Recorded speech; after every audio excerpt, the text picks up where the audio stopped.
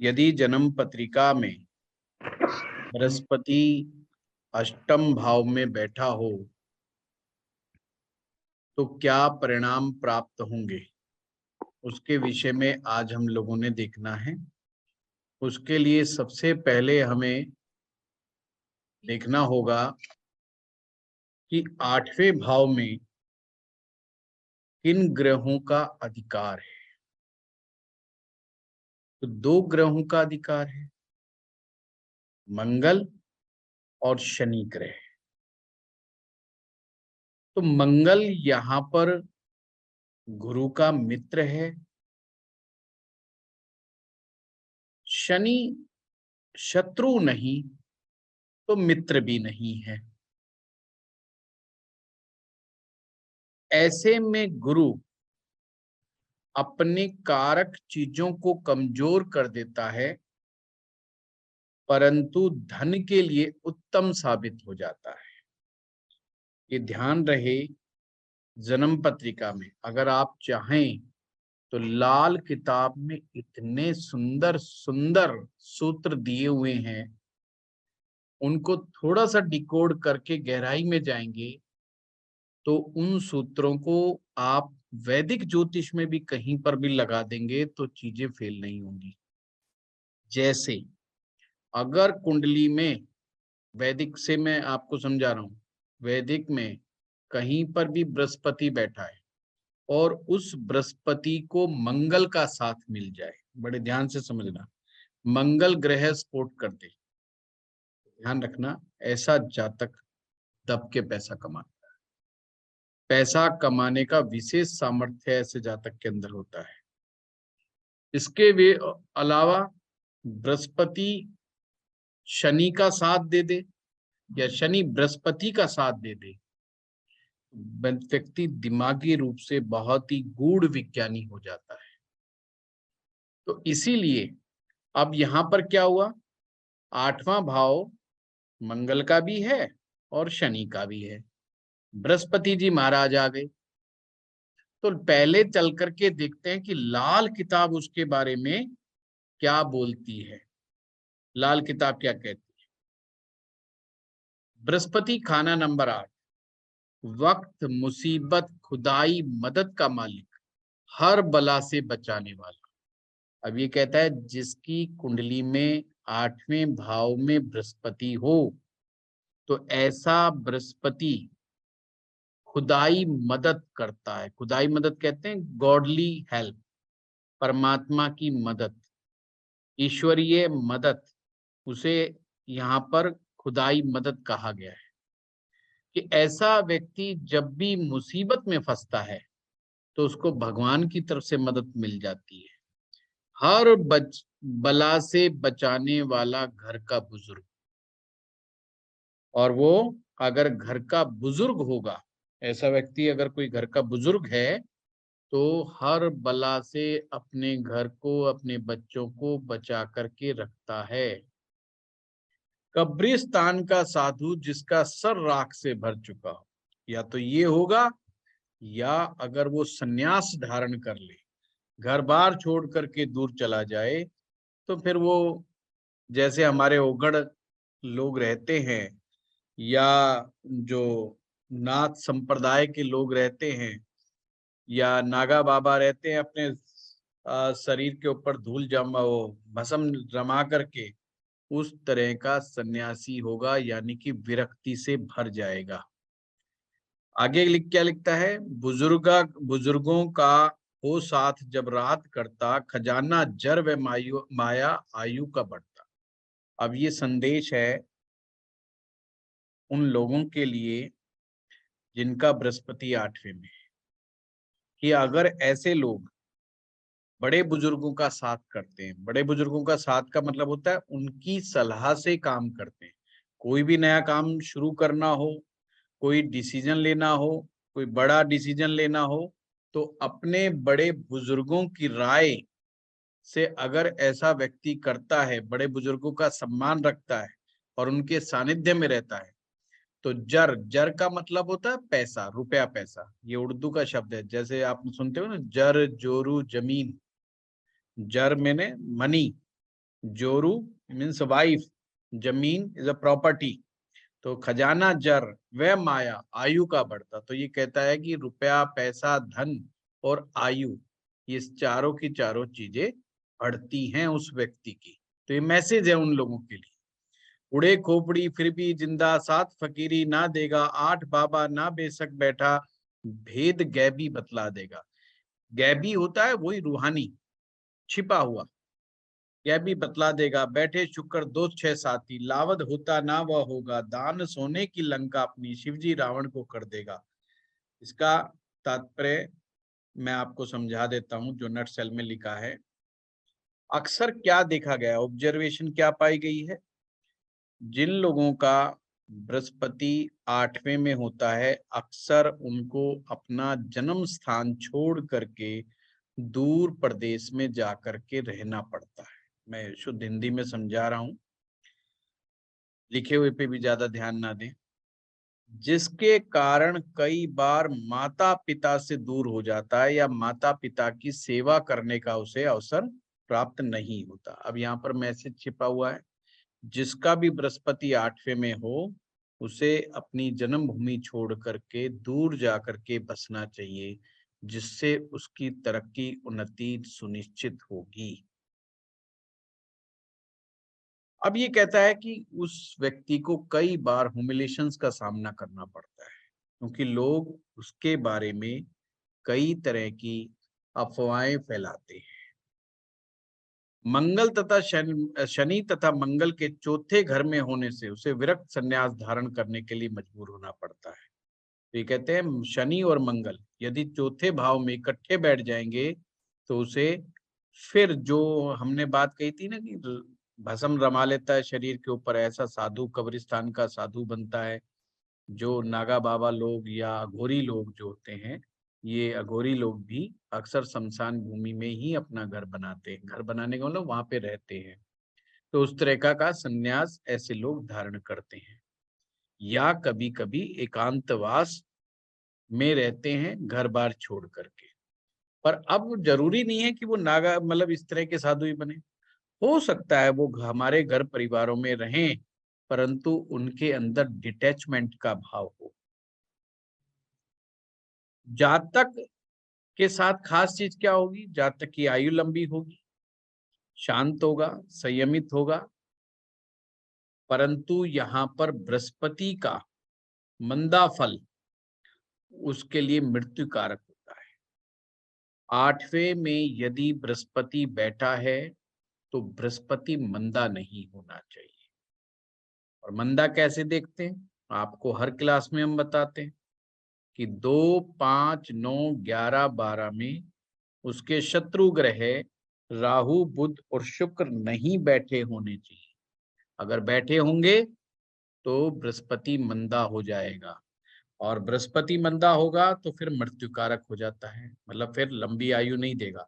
फिर लंबी आयु का मैटर नहीं, और उल्टा कई प्रकार के बीमारियों से हमारा पाला पड़ जाएगा। जैसा कि हम जानते हैं मित्रों, अष्टम भाव को यमराज का घर भी कहा गया है, या मृत्यु स्थान भी कहा गया है, और बृहस्पति देवगुरु हैं। ऐसे में 8वें बृहस्पति कभी भी वर्ष फल में अगर किसी व्यक्ति की कुंडली में 8वें में आ जाए, तो ये समझो वो उस साल उसको परमात्मा की तरफ से मदद मिलती है, दैविक सहायता मिलती है। को तुरंत क्या करना चाहिए, अगर किसी का भी वर्ष फल में 8वें में बृहस्पति आ जाए, सबसे पहले अपने शरीर पर सोना धारण करें।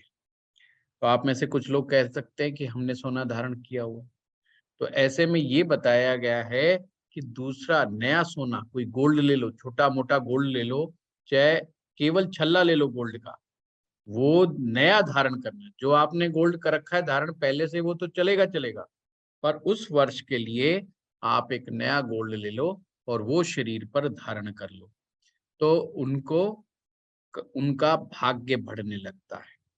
तो ये 8वें की तासीर बता दी।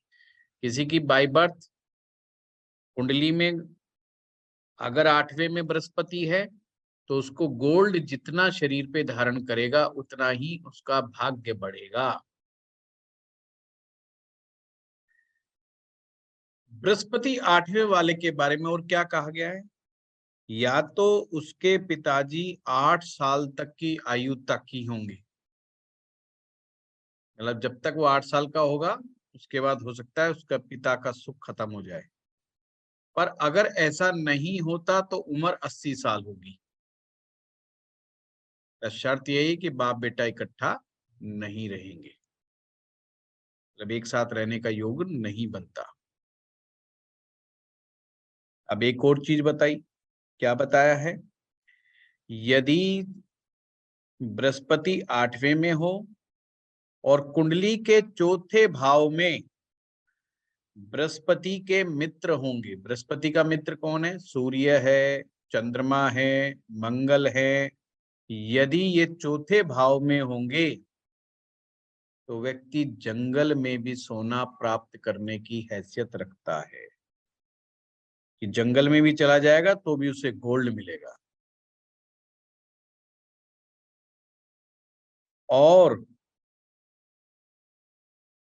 साथ में ऐसे को कहा गया है, अगर बृहस्पति मंदा नहीं है, चौथे भाव में इसके शत्रु ग्रह नहीं है, तो फिर ऐसा आदमी मिट्टी को भी हाथ लगा दे तो भी सोना हो जाए। तो ये सारी बातें क्या दिखाती है? ये तो बात पक्का है कि बृहस्पति अगर 8वें में होगा तो उस व्यक्ति में धन कमाने की हैसियत या शक्ति बहुत ज्यादा बढ़ जाती है। उसको एक स्पेसिफिक इंट्यूशन होता है, उस इंट्यूशन से वो आगे बढ़ता है और वो जीवन में बहुत अच्छी अर्निंग कर सकता है, बहुत बड़े बड़े सोर्स ऑफ इनकम डेवलप कर सकता है। बस शर्त एक यही है कि वो मंदा नहीं होना चाहिए। तो और क्या समझाया गया है? शुक्र ग्रह यदि कुंडली के दूसरे, छठे और 8वें में हो तो ऐसे व्यक्ति को लड़का या लड़के अवश्य होंगे, यानी कि लड़के ही लड़के प्राप्त होंगे। शुक्र दूसरे में, छठे भाव में और 8वें भाव में। ये केस वही चल रहा है कि बृहस्पति 8वें में, बृहस्पति 8वें में पर शुक्र भी यदि दूसरे भाव में या छठे भाव में या 8वें भाव में हो तो उसको लड़के ही लड़के होते हैं।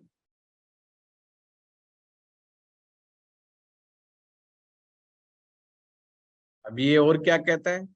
ऐसी स्थिति में शनि या मंगल चौथे भाव में या 7वें भाव में हो तो पैतृक खजाना मिलता है, यानी कि इंसेस्टर प्रॉपर्टीज जो है, इनहेरिटेंस, सॉरी, पैतृक संपत्ति जो है उनको मिलती है। पैतृक संपत्ति कहते हैं दादा परदादा से जो संपत्ति मिलती है, प्रॉपर्टी मिलती है, वो वाली प्रॉपर्टी उन्हें अवश्य ही मिलती है।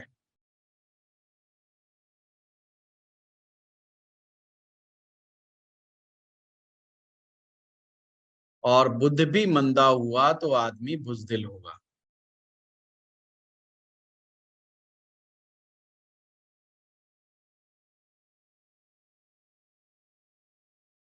यहाँ पर एक चीज किसका ध्यान रखना है? अगर बृहस्पति 8वें में है तो उस बृहस्पति के साथ राहु नहीं बैठा होना चाहिए, यानी कि राहु बृहस्पति इकट्ठे 8वें नहीं बैठना होना चाहिए, नहीं तो हालत फिर बहुत ही साधारण कर देता है, ये करोड़ों अरबों वाली बातें नहीं होगी। राहु 12वें भाव में भी नहीं होना चाहिए। तो ये ध्यान रखना है, बृहस्पति अष्टम में बैठा हो तो ऐसे व्यक्ति को के कुंडली में राहु 8वें या 12वें में नहीं होना चाहिए।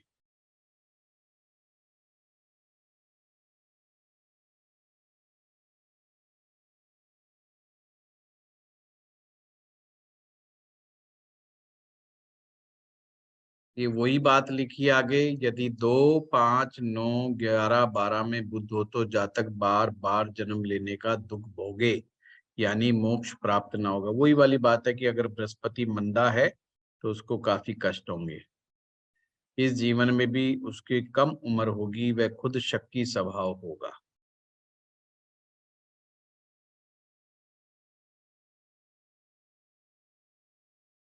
नेक्स्ट सेल में फिर से एक रिपीट करता हूं, जो मेन बात आई है।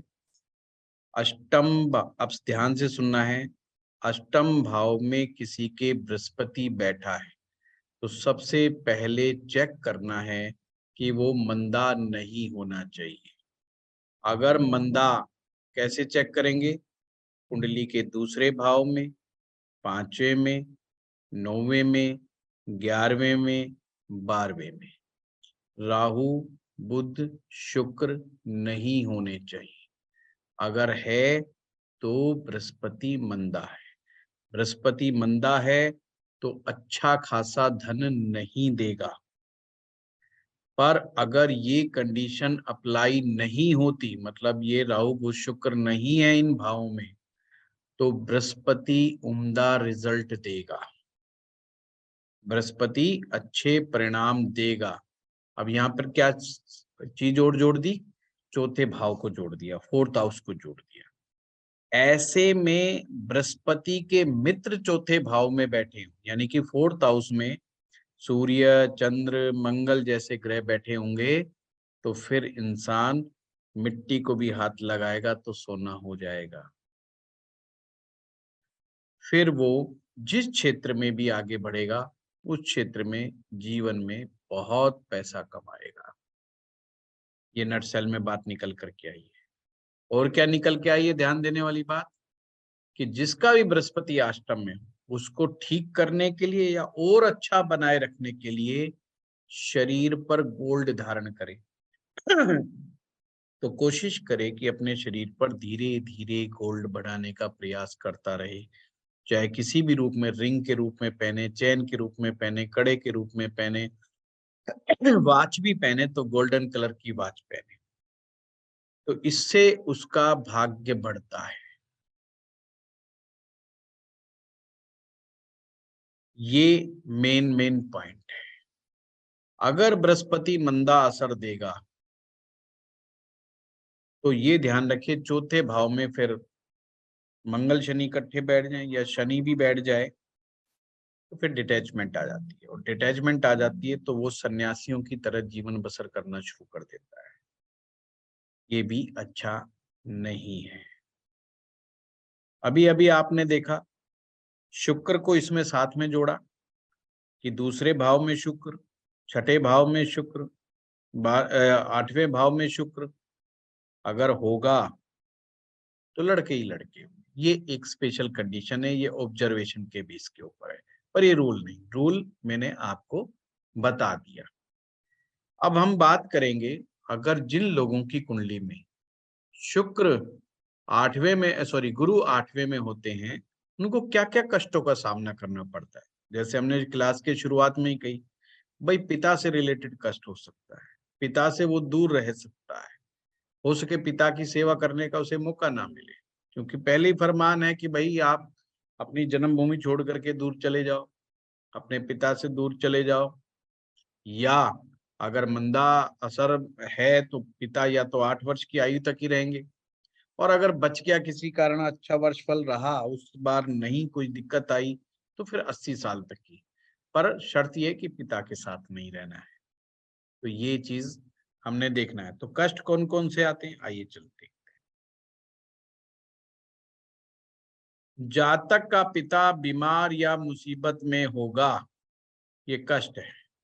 जातक का खुद का मान सम्मान खतरे में पड़े, अपमान, ये ध्यान रखना। जिनका भी बृहस्पति अष्टम में होता है, बदनामी का खतरा उनके ऊपर हमेशा मंडराता रहता है। जातक की सांस घुटी घुटी रहे, अगर ऐसे लोग स्मोकिंग करने के, सिगरेट स्मोकिंग वगैरह, धूम्रपान करने के अगर आदी हो जाएंगे, चेन स्मोकर हो जाएंगे, तो उनको श्वास से संबंधित तकलीफें, फेफड़ों से संबंधित तकलीफें भी पैदा हो सकती हैं, क्योंकि बृहस्पति ऑक्सीजन का कारक है और अष्टम भाव में आकर के ऑक्सीजन के लेवल को कम कर देता है। जातक को पुत्र सुख नहीं मिल पाता। मैंने क्या कहा, जातक को पुत्र सुख अष्टम भाव में जब ही मिलेगा जब 2, 6, 8 में शुक्र होगा, तो लड़के लड़का होगा। नहीं तो ऐसे लोगों को या तो लड़का नहीं होता, लड़का हो जाए तो लड़के के सुख में कमियां रहती है।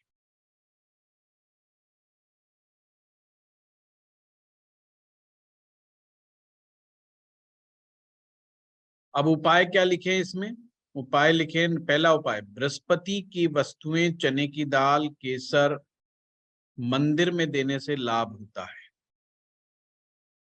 और जातक को अपने घर में मंदिर नहीं बना के रखना है। अपने घर में जातक को मंदिर नहीं बनवाया। जैसे सप्तम भाव के बृहस्पति में आया था कि जातक अपने घर में मंदिर ना बनाए, मंदिर बना करके वहां सेवा ना करे, ऐसे ही अष्टम में भी आया है कि मंदिर ना बनाए। अगर बदनामी का, अब बड़े ध्यान से सुनना कि राहु की वस्तुएं कब प्रभावित करनी है, अगर उसके बारे में गलत अफवाहें फैल रही हों, इसका बृहस्पति 8वें में है और उसके बारे में यदि गलत अफवाहें फैल रही हों, गवर्नमेंट से रिलेटेड कोई परेशानियां आ रही, कोई इनकम टैक्स से रिलेटेड, जीएसटी से रिलेटेड कोई परेशानी आ रही हो, तो ऐसे में राहु की वस्तुएं जैसे नारियल है, जौ है, रांगा है,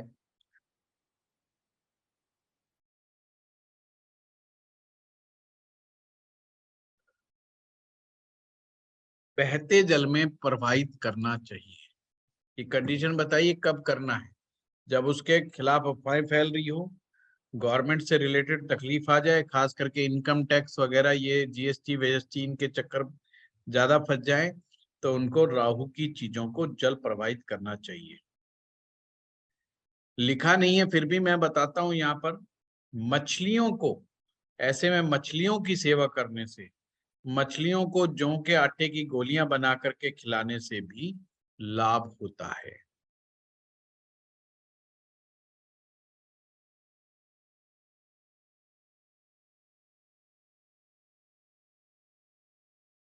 और यदि कुंडली में दूसरे भाव में, 5वें में, 9वें में, 11वें में, 12वें में अगर बुध ग्रह आ जाए, तो बुध का इलाज करना बहुत जरूरी है, क्योंकि वहां पर बैठ करके बुध गुरु को मंदा करेगा।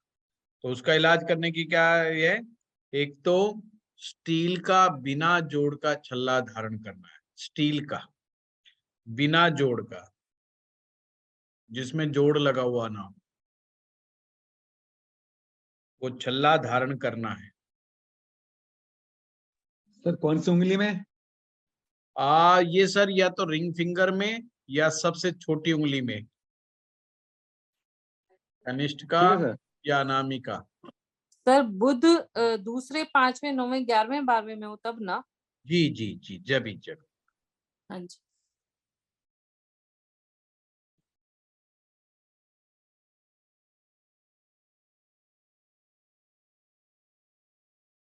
अब यहाँ एक शर्त और लिखी है, एक बात बताइए कि 12वें घर में बृहस्पति के शत्रु यानी राहु बुध शुक्र हो और दूसरा घर खाली हो, तो जातक मंदिर में ना जाए। अब देखो ये बड़ा ध्यान रखने वाली बात है, ये बड़े काम की बात निकल के आई है। जिन लोगों का भी बृहस्पति 8वें में, और मैंने एक चीज देखी है, ऐसे जिनका भी बृहस्पति 8वें में है, वो ऑटोमेटिक ही मंदिर जाने के आदी होते नहीं है। फिर भी अगर हो जाए तो उनको मना कीजिए कि आपको मंदिर नहीं जाना। पर कब मना करना है? जब 12वें भाव में, उनका 12वां भाव देखना है, 12वें भाव में राहु बुध या शुक्र में से कोई ग्रह बैठे और दूसरा घर खाली हो। दूसरा घर कौन सा होता है? मंदिर का होता है, मंदिर का स्थान होता है। वहां पर कोई ग्रह नहीं बैठा होना चाहिए और 12वें में राहु बुध शुक्र बैठा हो तो ही मंदिर में जाने से मना करना है, वरना नहीं। केवल बृहस्पति को 8 में देख करके ही मना नहीं करना।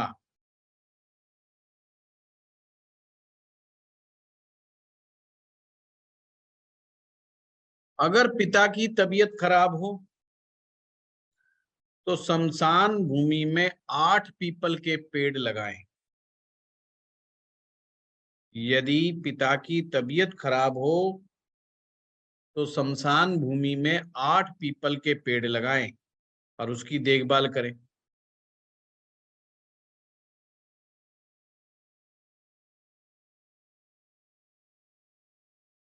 और पीला रंग का सूत भी अगर पीपल पर लपेटते हैं वो भी शुभकारी होता है।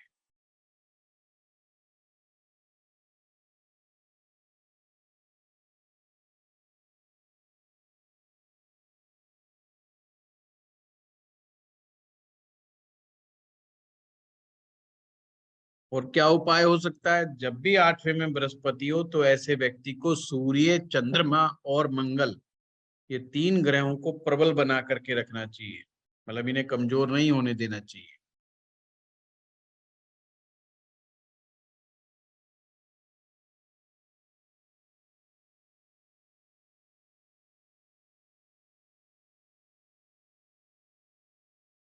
जिन लड़कियों की, अगर लड़कियों की कुंडली में, ये लिखा नहीं है, मैं अपनी तरफ से बता रहा हूँ, 8वें भाव में बृहस्पति होता है, उनके विवाह में बड़ी दिक्कतें आती है, विवाह में बड़ी परेशानियां होती है, शादी की बात नहीं बन रही होती है, शादी अटक जाती है, और आफ्टर मैरिज भी उनको मैरिज में दिक्कतों का सामना करना पड़ता है। और ऐसे लोग अक्सर ये कंप्लेंट करते हैं कि हमने कई उपाय करे परंतु रिजल्ट नहीं मिला। तो उन्हें कम से कम एक बार जरूर चाहिए कि वो शमशान भूमि में 8 पीपल के पेड़ लगवाएं। और शमशान भूमि में लड़कियां ना जा सके या व्यवस्था ना बने तो वीरान भूमि, वीरान कहते हैं कोई जंगल साइड में, कोई जहां पर बहुत कम लोग आते जाते हों, जंगल साइड में पीपल के पेड़ लगवा सकते हैं। और ऐसा मौसम सिलेक्ट करें जब सावन का महीना लग गया हो या आने वाला हो, तो ऐसे में पीपल अपने आप ही लग जाएगा और वो बड़ा हो जाएगा। जैसे जैसे पीपल बड़ा होता जाएगा, जैसे जैसे पीपल में बढ़ती होती चली जाएगी, उसके दोष समाप्त होने लगेंगे, विवाह संबंधी प्रॉब्लम भी कम हो जाएगी। और सर अगर एजुकेशन में प्रॉब्लम हो तो? एजुकेशन में प्रॉब्लम अगर बनती है तो ऐसे के अंदर पीपल के पेड़ पर बच्चे को कहें कि वीरवार के दिन आप सफेद रंग का जो सूत होता है इसको या तो हल्दी से पीला कर लें, या पीला बना बनाया मिल जाए तो अच्छी बात है, नहीं तो हल्दी से भी पीला करके उस सूत को हल्दी लगा करके, कहने का मतलब है उसकी बाद 7 परिक्रमा करवाएं। और हर परिक्रमा के बाद कोई भी बृहस्पति की चीज या पीले रंग का फल या पीले रंग की मिठाई, और कुछ ना मिले तो चने की दाल, हर परिक्रमा के बाद, एक परिक्रमा के बाद चने की एक दाल दाना रख दें और फिर दूसरी परिक्रमा लगाए थी। ऐसे हर वीरवार करें और 11 या 21 वीरवार करवाएं तो बच्चे को जो बाधा पढ़ाई में आ रही होती है वो समाप्त होती है। ऐसा क्यों सर है? बच्चा ऐसा विदेश में है जी। बच्चा विदेश में हो तो? वो विदेश में पीपल का पेड़ लगाना पड़ेगा जी, वो ढूंढना पड़ेगा, इसमें हम क्या कर सकते। सर कितनी कितनी परिक्रमा बताया? 7 अगर विदेश में बच्चा है सर बच्चों को पढ़ाई और में आप मन ये लगे तो भी उपाय नहीं कर सकते तो फिर ऐसे में चंद्रमा और सूर्य की मदद लेनी होगी। ध्यान से समझिए, चंद्रमा, और चंद्रमा को प्रबल बनाना पड़ेगा। और चंद्रमा को प्रबल बनाने का उपाय ऐसे में क्या होगा? ऐसा बच्चा जो भी बाहर पढ़ रहा, अपनी माँ से चांदी की डिब्बी में जो बासमती चावल हो, और उन चावलों में से कोई भी चावल टूटा हुआ ना हो, ये ध्यान रखे, चाहे थोड़े ही रखे पर बढ़िया एक एक दाना छाट के रखे। जैसे वो एक ऐड आती है ना जिसमें परेश रावल कहते हैं कि एक एक दाना हम बड़ा चुन करके डालते हैं, तो वैसे ही उसको चुन करके डालना है। और वो चांदी की डिब्बी जिसमें चावल हो बासमती, अपनी माँ के हाथ से ले ले और अपने पास सदा रखे, या अपनी माँ के हाथ से चांदी की अंगूठी में मोती जड़वा करके माँ उसे गिफ्ट करे, अपने पहनाए अपने बच्चे को, तो भी ये उपाय कारगर होता है। और क्या कर सकता है ऐसा बच्चा? 25 किलो तो चावल चंद्रमा की बोरी। 12वें घर में तो 12वें घर का चंद्रमा नहीं कहा 12वें बारिश घर की भगवान, मैंने नहीं 12वें घर अगर का नहीं चंद्रमा कहा। 12वें घर का हो, कहीं पर भी हो, चाहे मैं ये उपाय बता रहा हूं, अगर पढ़ाई में दिक्कत आ रही हो। ठीक है सर। तो बारिश के पानी से नहाने नहाने का भी बताया था ना। सुषमा जी नहीं बताया, मैंने अभी नहाने की बात ही नहीं करी है ना। आज नहाना, आज नहीं नहलाएंगे, सर्दी हो रही है तो आज नहीं हमने नहाए। तो इसे चंद्रमा को बढ़ाने के लिए बताया था ना कल। बताया तो कल की बात कल गई है ना, वो पानी बह गया। अब नया नया चीज आएगी ना। तो 25 किलो कम से कम पैकेट बना लें चावलों का, और उसे अपनी रसोई के अंदर रखें तो ज्यादा अच्छा है। और नहीं तो उत्तर पश्चिम दिशा में भी अगर वो बोरी बना करके कायम रखते हैं चावलों की तो अच्छा होता है। सूर्य के लिए गायत्री मंत्र का जाप, नित्य गायत्री मंत्र का जाप, ये मैं उनके लिए बता रहा हूँ जो विदेश में है, जो कहते हैं हमसे बृहस्पति का नहीं होगा, ये उनके लिए उपाय है। तो सूर्य और चंद्रमा को बल प्रदान करके भी बृहस्पति से आशीर्वाद लिया जा सकता है, बृहस्पति को शुभ बनाया जा सकता है, बाधा को कम किया जा सकता है। हाँ, वो बात अलग है कि और उपाय जब बनेंगे जब पूरी कुंडली देखी जाए, क्योंकि चौथे भाव में अगर कोई पाप ग्रह होगा तो उसका भी उपाय करना पड़ेगा।